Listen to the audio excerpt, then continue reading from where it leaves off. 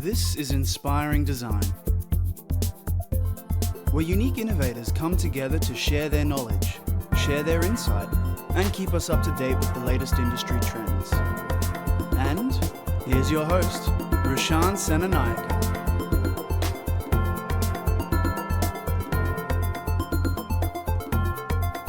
What's up, listeners? Welcome to Season 4 of Inspiring Design with Roshan Senanayake. This is where the best of the best brands, experts, change makers, and thought leaders come together to share their valuable insights, experience, and knowledge, all centered around the growth sector in advanced manufacturing within Industry 4.0, encompassing various industries, technologies, skills, knowledge, trends, as well as stakeholders, all the while linking it back into education within schools and universities. Welcome to today's episode, and we have one of the most sought after topics in store today: renewable energies. Considering the current focus globally towards phasing out various fossil fuels and developing more renewable energies, especially in taking back control over climate change and more sustainable economic development, this is the crucial area that affects every single one of us. So to kick off this chat, I have here with me Vivienne Roberts, the founder of Energy Ramblings. Vivienne is a mechanical engineer and project manager, as well as the founder of the popular online energy publication, Energy Ramblings. Her day job involves heading up renewable energy development here in Queensland, and she has previously worked in various consulting capacities on some of Australia's and South Africa's largest utility-scale renewable energy projects. She has been involved in project development, construction, commissioning, as well as operations. She has worked with local governments in South Africa on energy and climate change related projects and programs, and now she's based in Australia doing some incredible things. So without further ado, let's get straight into it. Vivienne, welcome to Inspiring Design. All right, Vivienne, thank you so much for being here with us. Can we start off with a little bit of background about yourself? What's your story? Hi, and thanks for having me. From a career perspective, from a studying perspective, I'm an engineer and I'm a project manager, and I've also come from an accounting background. But from my work experience, my work is kind of broadly split into three different periods for me. The first is a stint at a local government in South Africa, in Cape Town. That was with a focus on energy planning, climate change mitigation and adaptation. So a lot of work around looking at how the city uses energy and how it can change that use. And from there, I went to the engineering consultancy space and was working on large-scale renewable energy projects. And my day job at the moment is doing project development for a renewable energy company. So looking at what opportunities there are in Australia for large-scale renewable energy projects. Awesome. That's a fair bit of experience. And around what time did you come to Australia from South Africa? I came here in February 2016. Oh, cool. So I honestly didn't notice an accent or anything like that. I've got one. So I'm usually pretty sensitive to those things, but you've done well. Yeah. I feel that, well, I say to people that as soon as I start saying project, then I know that I'm fully integrated. And I've caught myself saying it once. So I do feel as if I'm assimilating. Yeah, there you go. So let's get straight into it. One of the things that I want to understand is exactly what is renewables energy and what does that industry look like, just at a grassroots level, even for listeners who may not be aware of what it might be to begin with. So one of the foundational concepts around energy is that you can't make it, you can't destroy it. You can just change it from one type to another. And renewable energies are energies that are types of energy that you convert from one to the other, and the source energy can be replenished. So solar energy, we can use the sun's energy and we can convert that into either electricity or into heat, and we are able to use that in a way that makes our lives easier. And then there are other types. So you'd have wind energy, you have biomass, which is plant-based. So either burning, for instance, burning plant matter to produce heat to make electricity, or you can have geothermal, which is using the energy within the Earth's core to make energy as well. So anything that can be replenished and that we can convert that energy into something that we can use in our society. Yeah, and the elephant in the room when it comes to fossil fuels or non-renewables energies, why is it very different to, let's say, renewable energies, the things that you just mentioned? So, I mean, there are people who make the joke that fossil fuels are renewable energy because they can be replenished, but that time scale is over millions of years. Yeah. And so it's not really. So anybody who's seen a coal mine will know that they dig up the earth, they take the coal out, and then that coal gets burnt to run a steam turbine, which makes electricity. And once that's burnt, it's made up of primarily carbon and hydrogen. Those burn and they produce carbon dioxide and water, along with a whole bunch of other nasty things. And so once they're burnt, and they're not replenishable. And so the same with oil, crude oil, natural gas, all of those, they've got a finite resource available to use. Yeah.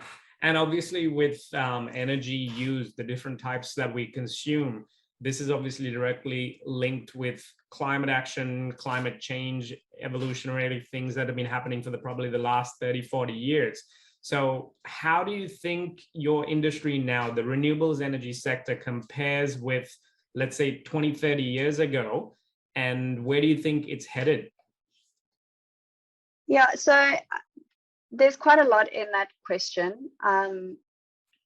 The issue of climate change or man-made climate change is that we're burning these fossil fuels at a rate that cannot be absorbed by our atmosphere and cannot be recycled into natural ecosystems. And so the proportion of carbon dioxide in our atmosphere is increasing, and that's trapping heat in our atmosphere, and it's warming up the global temperature.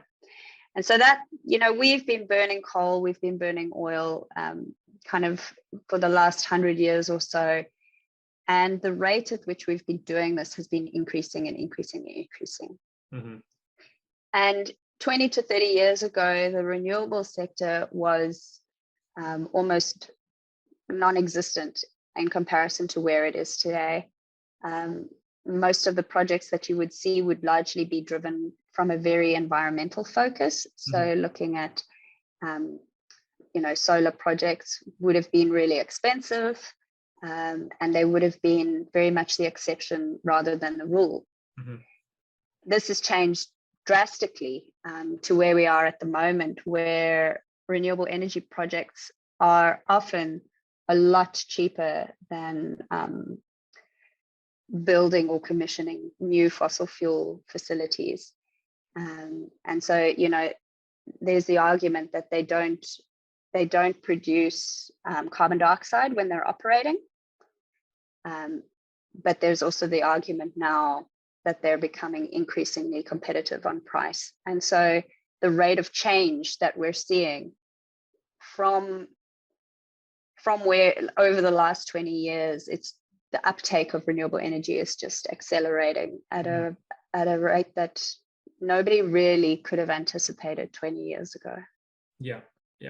And I think with industries like the automation industry going towards, led by companies like Tesla, with electronic with vehicles becoming more and more, part of our mainstream life, I think the urgency towards those kinds of things have changed quite a bit. So where do you think it'll be in even the short-term future to the long-term future? Probably a hard question to answer. I would say that's $1 million question, but it's actually $1 billion question, or a multi-billion dollar question. It's that the people who are making decisions about our energy market and the way that it operates, the people who are making decisions about where to put new electrical infrastructure, they're all really trying to grapple with the very shifting nature of the energy sector at the moment and how quickly things are changing. So even 5 years ago, nobody really could have foreseen where we're sitting today. Like that's how quickly things are changing. The forward planning that has been done by some of the brightest minds in Australia, it's a murky kind of fog that people are trying to see through. And we've got a kind of sense of where it's going. And the sense of that is, over the next short while, that rooftop solar will continue to dominate, and people will continue to put rooftop solar on their houses. And then as a result of that, the demand for electricity from traditional generators, like the coal power stations, the solar plants, the wind farms, that drops off drastically. And that unsettles the whole network. And so coming out of that is this real need for short-term storage opportunities that could possibly soak up that rooftop solar energy and then provide that energy when the sun isn't shining anymore. And so those are the kind of changes that we expect to see in the short term, I suppose. And in the longer term, really the focus there is what happens when these coal generators close, because they will close. At the moment, they kind of chug along and they're very mechanical in nature, but they'll be closing, both from financial pressure and also from a kind of social and environmental pressure.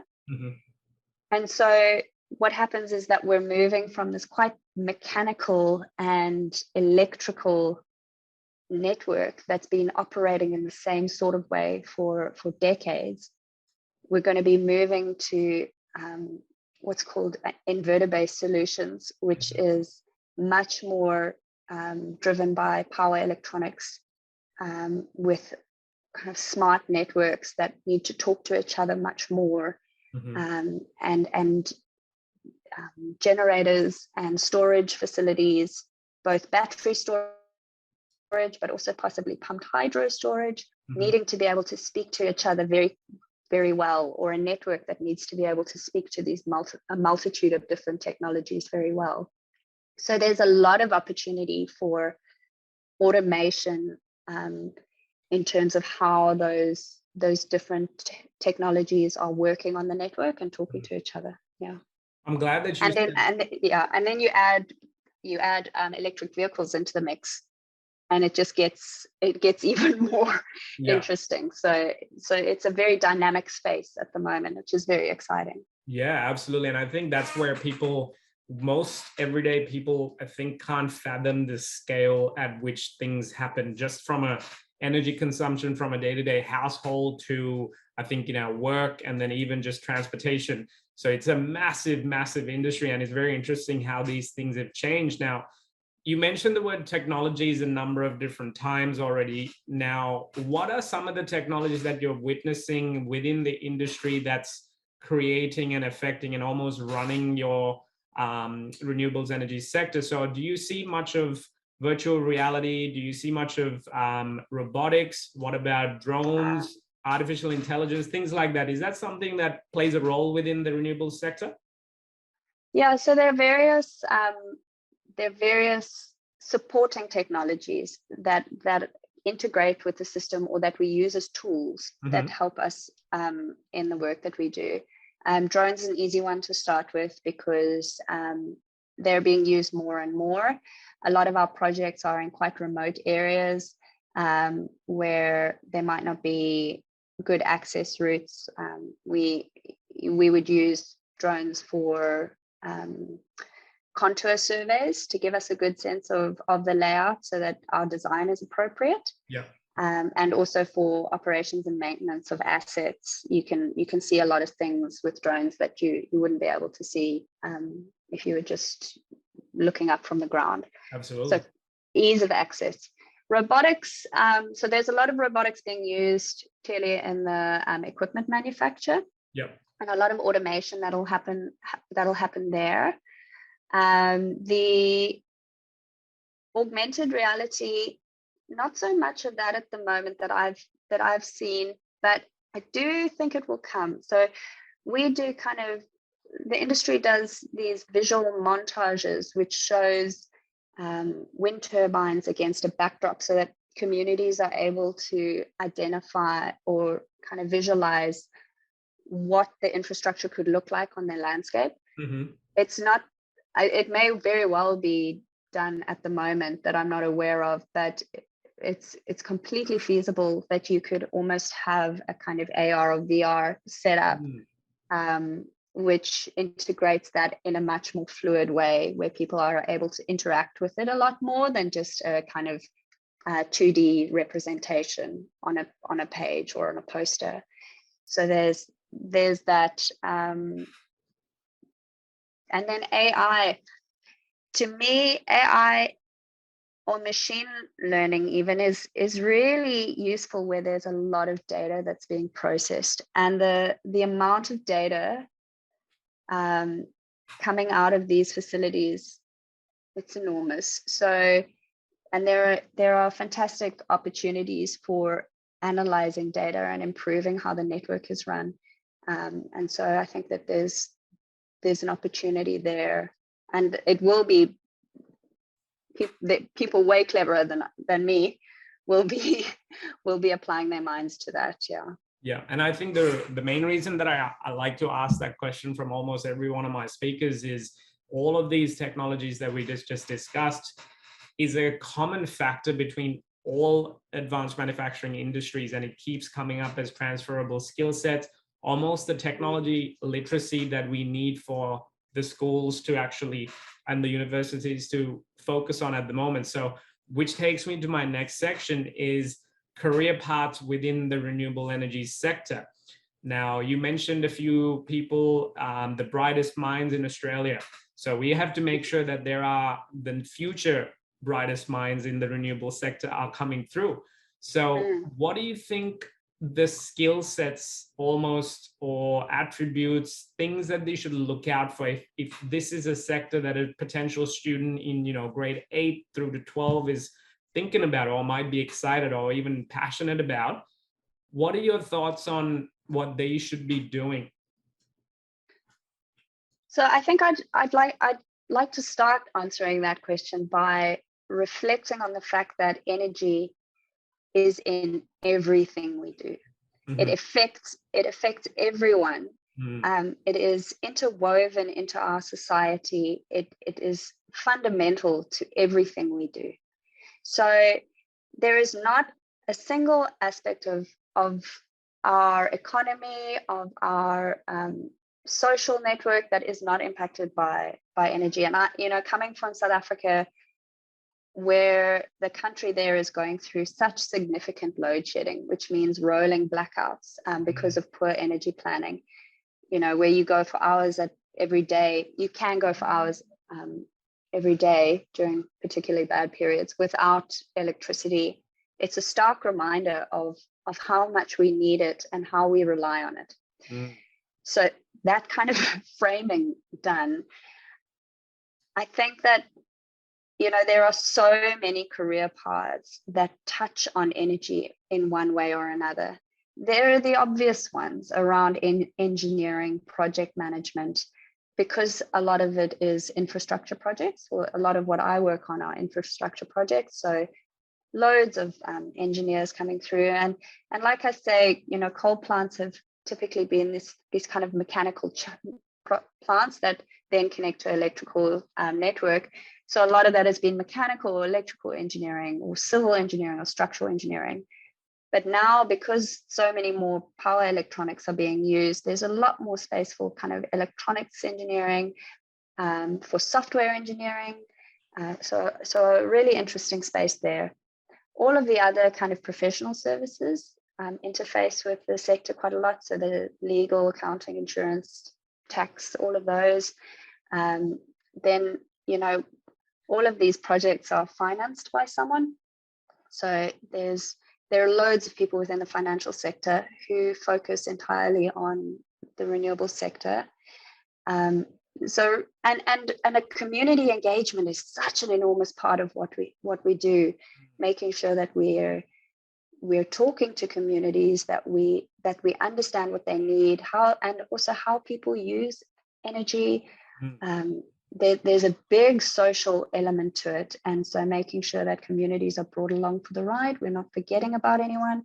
We're not steamrolling or bulldozing over any communities, that we take people with us, because it's people who are using the electricity, and it's, the whole system needs to be designed with people in mind. Yeah, and I think that's where the emotional intelligence of the people, the professionalism in terms of using empathy comes through very importantly. So that's a very valuable skill set. Absolutely, yeah.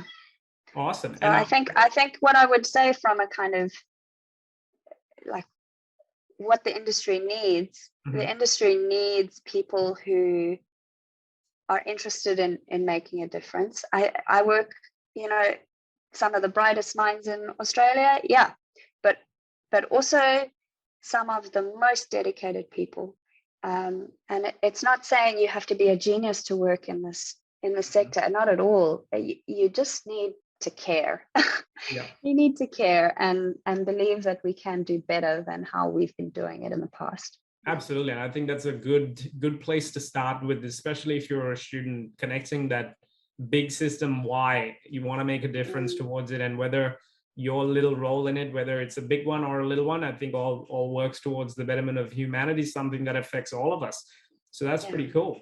Now, teachers having a big role in shaping the future of our human capital.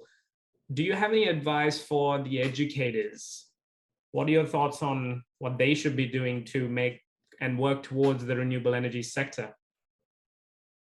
Yeah, I feel for educators in this space because it's moving so quickly. It's very difficult to keep up.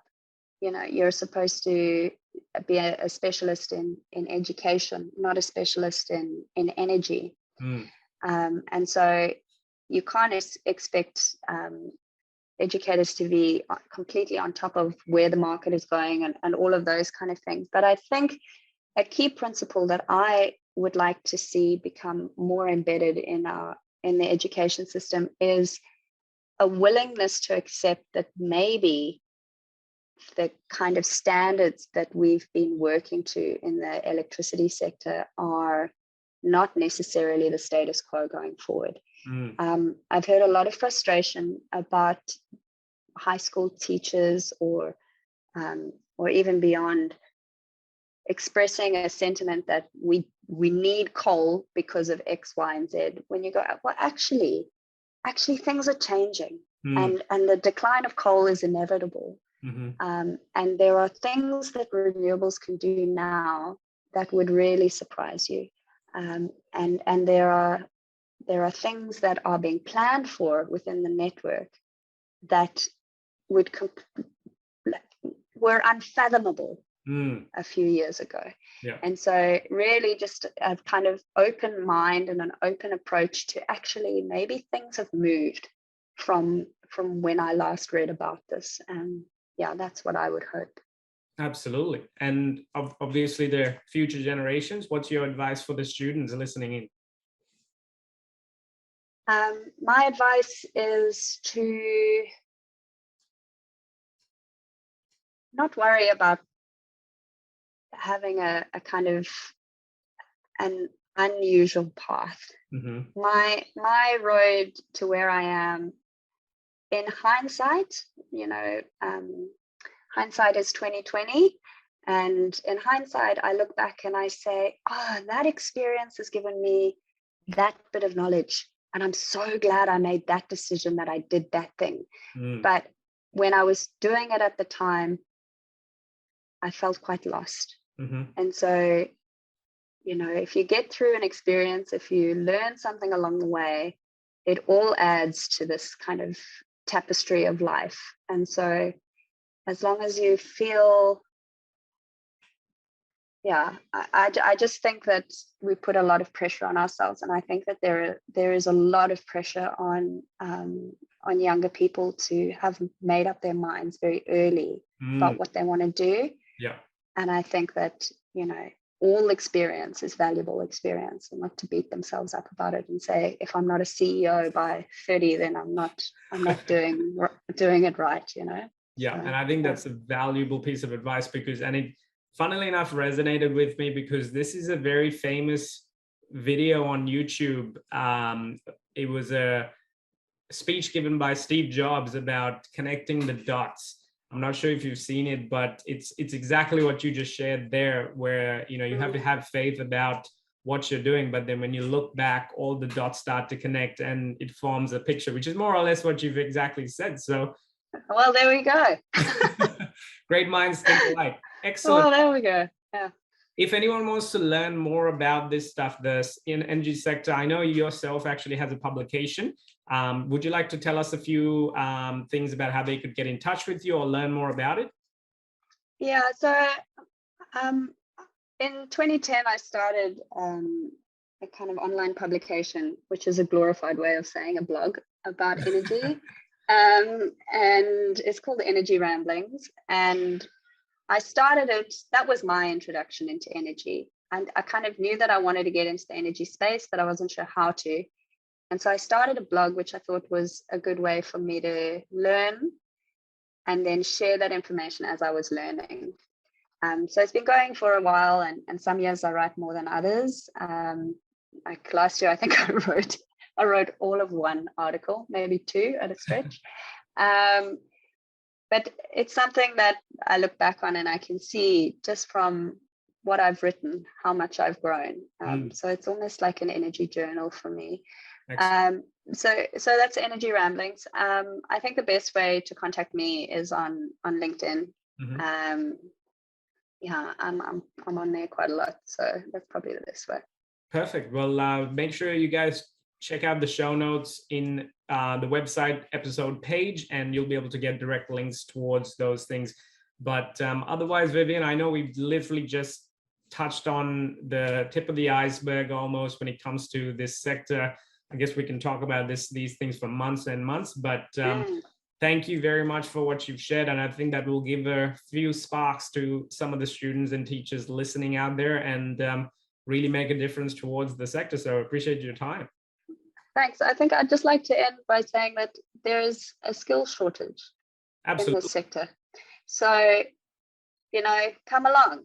Let's go along for the ride together, because we need more people. That's it for today's episode. Now it's time to take action and build on the learnings to get inspired. First up, jump onto rashansenanayake.com/podcast and check out the show notes, links, and other relevant learning materials from this amazing episode. Next, if you learned something new today, click that subscribe button and set yourself up to receive live notifications on future episodes, as well as more opportunities to learn from our amazing guests, brands, and speakers. Last but not least, it's time to have your say. Join the conversation and share your thoughts and feedback on today's episode with a review, all while joining many others with a 5-star rating for Inspiring Design with Rashan Senanayake. Till next time.